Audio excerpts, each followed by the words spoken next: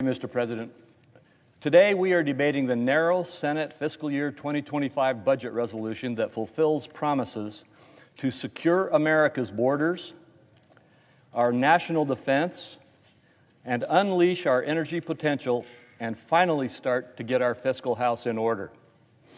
In the near future, I expect us to move forward with a budget resolution that allows us to prevent more than a $4 trillion tax hike on American households, the largest tax hike in the history of America. That will be felt by virtually every American if tax cuts expire at the end of this year. Because the other side has filed a litany of tax amendments that rehash various false narratives, and each side will only have 1 minute to debate, I'm going to spend a little time right now explaining why we can't afford a $4 trillion plus tax increase, the positive impact that the Trump tax cuts had on the economy, and some of the key provisions that expire at the end of the year. At the end of this year, many key provisions of President Trump's 2017 Tax Cuts and Jobs Act are set to expire, triggering an over $4 trillion tax hike on American families and businesses. While taxes will increase on Americans of all income levels, the majority of this tax hike, about $2.6 trillion of it, will fall on those making less than $400,000 per year. An average family of four making about $80,000 a year will see a $1,700 tax hike in 2026. Another $600 billion plus will hit millions of small business owners who could see federal tax rates skyrocket up to 43.4%. Tens of millions of families will see their child tax credit cut in half from $2,000 to $1,000. The list goes on. But first I'll talk about what the Trump tax cuts actually did and why failing to extend key provisions would be economically devastating for millions of hardworking taxpayers. So what did the Trump tax cuts do? There's been a lot of talk recently about how extending these tax cuts are for billionaires and corporations, but the facts actually show otherwise. The 2017 tax bill increased the take-home pay and powered a growing economy. Individuals across all income brackets received a tax cut, not just, as opponents suggest, for the uber wealthy. In fact, the Trump tax cuts made the tax code more progressive, meaning the highest income earners now pay a greater share of all income taxes than they did before 2017. The majority of benefits accrued to the working middle-class families of America.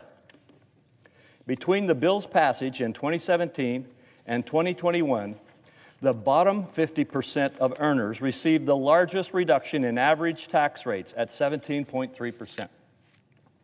In addition to lowering tax rates across the board, the Trump tax cuts doubled the standard deduction and the child tax credit and provided tax relief to America's entrepreneurs and small businesses.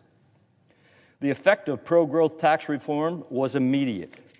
Not only did taxpayers get to keep more of their hard-earned money, but a growing economy helped a median household income reach all-time highs.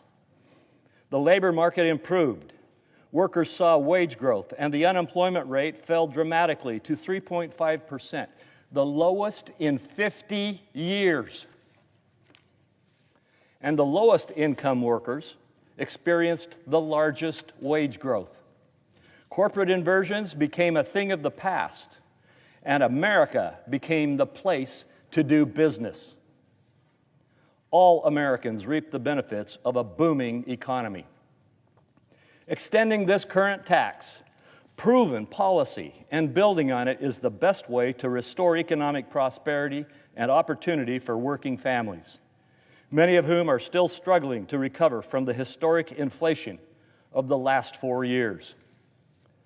As American families contend with increasing costs of everyday living, the last thing they need is another massive tax hike on top of that inflation.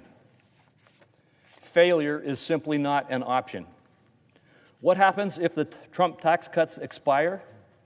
As I've said, If we do not extend these tax policies, Americans will be hit with an over $4 trillion tax increase.